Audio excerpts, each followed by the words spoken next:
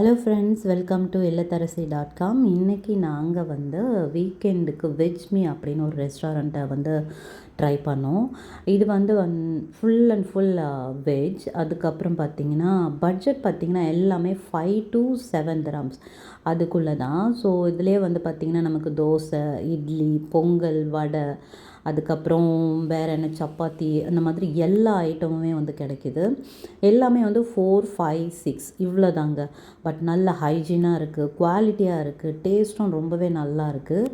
நாங்கள் ஃபேமிலியோடு போயிருந்தோம். பார்த்திங்கன்னா வடை செட் போட்டு சொல்லியிருந்தோம், அதுக்கப்புறம் பூரி சொல்லியிருந்தோம், அதுக்கப்புறம் தோசை சொல்லியிருந்தோம்.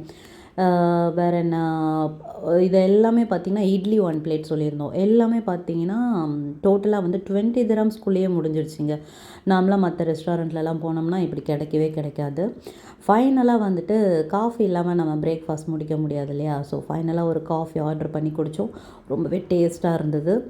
கண்டிப்பாக நீங்கள் யுஏஇயில் இருக்கீங்க, துபாயில் இல்லை ஷார்ஜாவில் இல்லை அஜ்மனில் இருக்கீங்கன்னா வெஜ் மீ ரெஸ்டாரண்ட் ட்ரை பண்ணுங்கள். ரொம்பவே நல்லா இருக்குது, சீப் அண்ட் பெஸ்ட்டாக இருக்குது, குவாலிட்டியுமே சூப்பராக இருக்குது. ட்ரை பண்ணிவிட்டு நீங்களுமே டேஸ்ட் நல்லா இருந்துச்சுன்னா கமெண்ட் பண்ணுங்கள். Thank you so much. பாய்.